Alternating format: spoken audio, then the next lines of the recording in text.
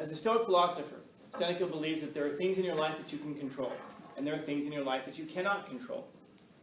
The things in your life that you cannot control are things like your reputation. Bless you. And you might think like, well, no, if I do good things, then I'll have a good reputation. No, you won't. Because first off, your reputation is not of your own making. It's of other people's making. It's what people think about you. It's what people say about you. And what they think about you, you might be thinking, oh, I'm doing good stuff. To you, maybe. But you always got that one person who's pissed off at you for doing good stuff. It's like that person in class who answers all the teacher's questions. We get pissed off at that person because they answer the teacher's questions. Well, that's what you're supposed to do. You're supposed to be in school and applying yourself and learning and getting better. And yet we get pissed off at that person. Why? Well, because that person reminds us that we're not the person who's answering the questions. They remind us about how ignorant we are. So we hate that person for it. And then we'll say terrible things about that person. So you're doing the right thing, but your reputation is not going to be a good reputation. Moreover, like I was saying, you guys, for example, your children, or at least your grandchildren for sure, are going to hate your guts. Because they're going to think that you guys are just horrible, horrible human beings because you ate meat. The same way that we judge our grandparents, like, oh my God, can you believe they used to, and fill in the blank, and well, right, because we're so convinced that we are the moral authority of the universe, and we have figured out everything. We've never studied ethics. We've never studied morals. We've never studied the philosophers. We've never studied what people far older and wiser than us have to say, but because we've been a conscious human being for about 2.5 years or so, we're convinced that we have settled all of the moral questions of the world. And we know best how to judge the past generations. And we have judged them, and we have found them wanting after weighing them. And that when you guys have grandchildren, they will probably be horrified by the fact that you're such barbarians that you ate meat. What the hell is wrong with you? You kill things to eat? You're disgusting human beings. Because by that time, we're going to have synthetic meats. Did you care about the environment? Did you care about the effect that you were having on the planet? No. Man, you guys will be sleeping going, well, wait a second, but we fought for, oh, shut up. They'll tell you. And then they'll ignore you and they'll wear weird clothing. But why? Because that's what we do. That's what the generations do. We come along and we're so convinced that we know what we're talking about because we don't know what we're talking about. We don't know what we don't know. And then how can we? We haven't studied enough. And then we actually get furious at people who do study and ask us questions. We start to trip over our own ideas and our own words because they're inconsistent. Well, why? It's just a lack of experience. And you should do that, by the way. Because that's how it is that you learn. You don't learn by, well, I'll just say that's how you learn. You have to practice your ideas. You have to get pushback against them. It's one of the reasons that I have enormous distrust for people who try to stop pushback against ideas. People who try to stop you from talking. People who try to stop you from sharing ideas. Why? Because they don't want you to develop. They don't want you to grow. They want you to believe a certain thing, and then once they can get you to believe that certain thing, they believe that you are just where you should be, which is where they want you to be. And I'm not saying that people necessarily think of this nefariously. Sometimes they probably do think of it in a positive way, like they're somehow protecting you. But again, think about the message that's being sent there. You need to be protected by me. I'm the one who has to control what you hear because, my goodness, what happens if you get a hold of a bad idea or a corrupting idea? It's this dichotomy that we create even as humans to kind of reflect what's going on here. This idea that you've got immortals and then you've got mortals. And what kinds of things do immortals want, by the way? What kinds of things do gods want? Power. Followers. Wealth. What use do would wealth even matter though if you can live forever? That's what I'm wondering. How do you mean? Well, if you can live forever, why would you need money? I mean, they could put you in jail for a lifetime, but I mean, a lifetime is forever for you. Eventually they'll let you out one day. And I don't know, it's just, if you're immortal, you don't need money because you don't need to buy things to eat or survive. So I guess that's the thing. Like, why do we have to think about what money really represents? If you think about money as representing, like we were saying earlier, it represents status. you're a god. How much more status do you need? You know? I mean, you're a god, but why are you driving a Camry? Why aren't you... If you're really a god, how come you're not driving a Ferrari? If I were a god, I would drive a Ferrari. Maybe that's because you're not a god. So people say, why do you drive that car? If I had the money you have, I'd be driving Porsches. Well, maybe that's why you don't have a Porsche. Because you think like that. Because you don't think like, man, if I had the money, if I had the money for a Porsche, well, hell, I'd invest in this startup.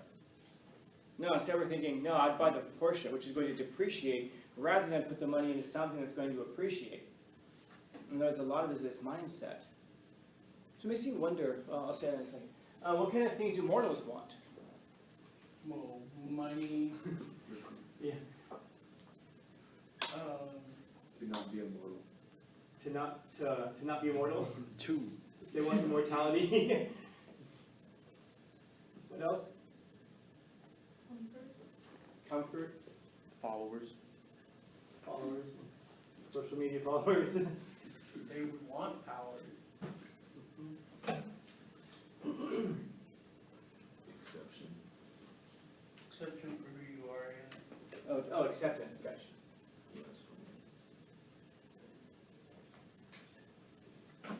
Fame and fortune.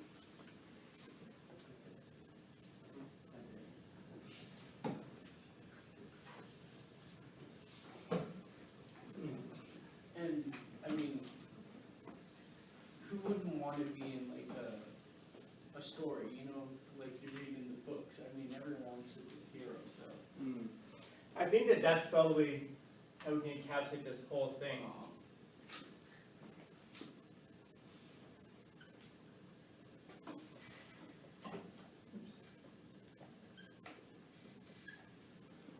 We want to matter. We want to matter. It's one of the things that terrifies us about mortality. The idea that you're finite. And because you're finite, you're going to pass into history. No matter how famous you are, no matter what you accomplish, certainly no matter how wealthy you are, you're going to pass into history. And it almost begs this question of like, does any of it even matter? We understand this intuitively. And I said earlier, when you look at the grand scheme of, the grand scale of the universe, and you think, my goodness, 7 billion people in a universe the size of our universe, but that's also terrifying, because then you kind of realize that we're just this inconspicuous blue dot circling around some, out of the way star in some insignificant corner of a galaxy that's one of between 1 and 2 trillion that are just spinning around out here in the universe, and you're just one speck of 7 billion on that blue dot. You can start to feel like, my goodness, does any of it even matter? Because no matter what I do, no matter how, think about it, no matter how big of a dent you make in this world, if somehow you start World War III and you stuff all the nukes in the world, and then we're like, we destroy the whole planet, well, the planet's going to come back. Eventually, the radiation will pass, things will start to grow again, things will be fine, everything except for us. You won't be here, but the planet will be. And so in other words, no matter what you do, it seems like you can't make a ripple large enough that's going to last all of eternity. It's like if you go out to a lake and you take a rock and you throw a little pebble, a little rock into the lake, and then eventually it starts to even back out. You take a big boulder and you throw it into that lake, and boom, big splash, and the waves go out, and eventually, though, the ripple further down the line, but eventually that ripple evens out as well. So it doesn't almost matter how much of a splash you make. And so all of these things, it seems like it's us trying to pacify that terror. We want money because we want status, because we want to matter. We want immortality because that's ultimately what it is, because we want to have time. We want comfort because, well, the same way that a crying baby wants comfort. We want that comfort from the terror of existence, and so forth. We want to matter to people. We want to matter to people. We want to matter to people. We want to matter to people. And again, fortune goes back to money. All of these things. And so, maybe if we look to what the immortals want, they want powers, but understand they don't want to accumulate power. They want to exercise the power that they do have. really important. They want to exercise the power that they do have. They want to act in accordance with nature. They're not trying to accumulate more. They're trying to be the thing that they are. And then their followers, why? Because that's what it should be. They're just trying to live out the state of what nature should be like. In other words, the gods, the immortals, they just want to be what they are. As immortals, we're trying to be something other than what we are. And maybe that's the thing that leads us to so much anxiety, because we're trying to be something other than what we are. Imagine if you take a dog and you say, well, dog, if you're going to be, you're a dog, but you're going to have to learn how to fly. He's not a bird, it's a dog. Is that dog going to be able to fly? No. And then when you judge that dog by being a dog, and by being a bird, you're like, well, you can't fly, so you're a crappy dog. I mean, we're kind of doing that to ourselves. We're mortals who are trying to be something other than what we are.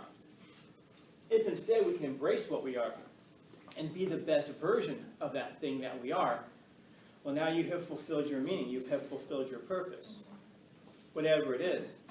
What should a teacher try to do? A teacher should try to be the best possible teacher. Why? Because that's its nature. That's what it is. So to do the thing that it is and to do it exceptionally well.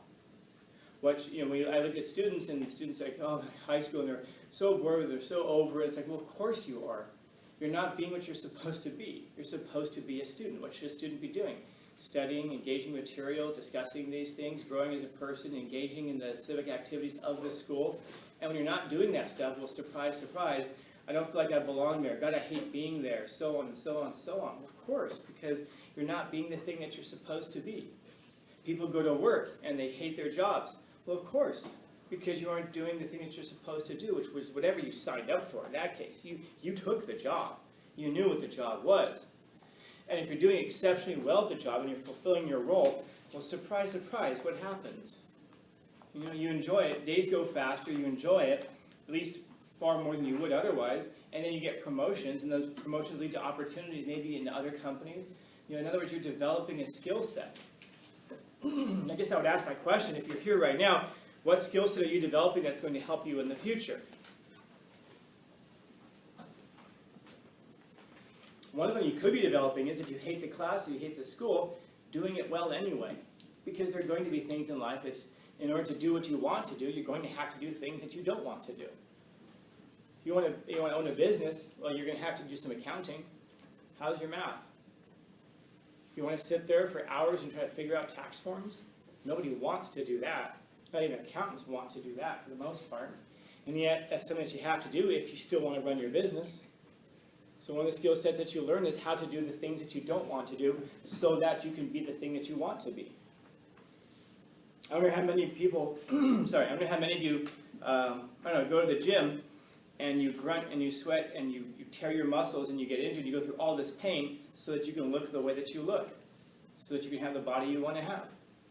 Very few people actually enjoy that process of doing it. How many people really enjoy running? And there are people, of course, who do enjoy this, but a weird thing happens. You enjoyed it because you see the results of doing the thing that you're supposed to do. If you're a student and you're doing the things that you're supposed to do, you're going to enjoy it. Why? Because all of a sudden you're going to see straight A's and go, I am capable, and it feels good to be successful.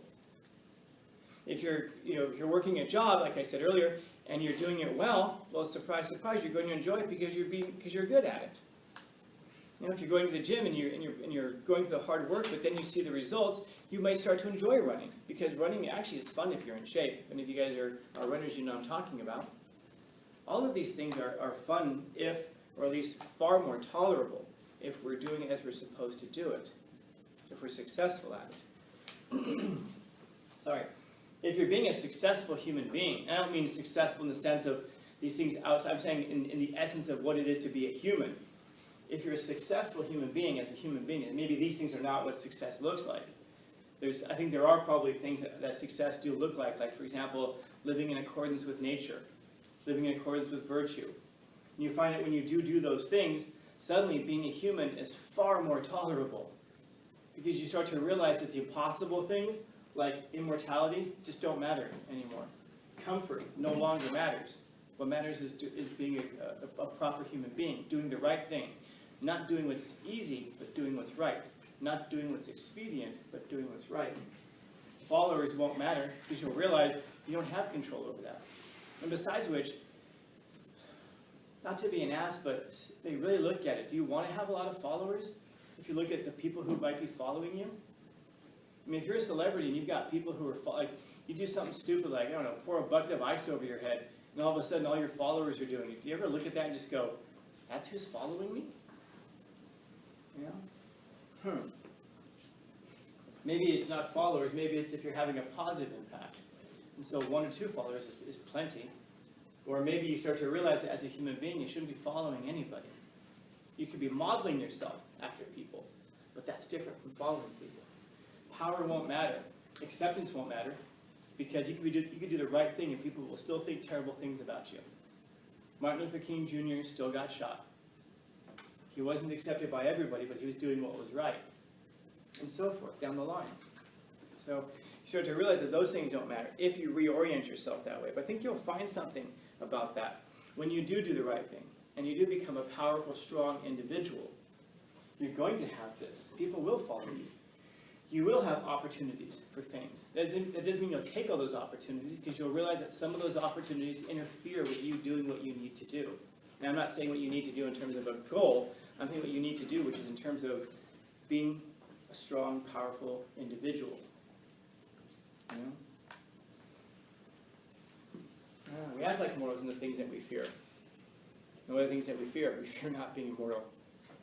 And yet we're immortals in all the things that we desire. And by the way, a lot of times it's because we don't know what immortals desire. We don't know what gods want. We might know that gods want power, followers, and money, but we don't know why they want them. So you don't know what to do with it. You know? It's a stupid example, but maybe you just know that strong people have guns, and so you get a gun, and what do you do with it? You use it as a paperweight because you don't know what it's for. And that's a stupid example, but you get the idea, hopefully. You know, you get money because you think that powerful people have money, but you don't realize what powerful people do with money, so you go buy expensive cars. And then you make fun of the guy sitting next to you driving a Camry because you don't realize he's worth $100 million. And that's why he has a Camry. It's the mindset. Maybe his grandchildren are the ones driving the Ferraris because they have no idea what to do with the money except flaunt it. You know? So maybe first things first, figure out what God's desire and then emulate that. Questions, comments, concerns, complaints, criticism?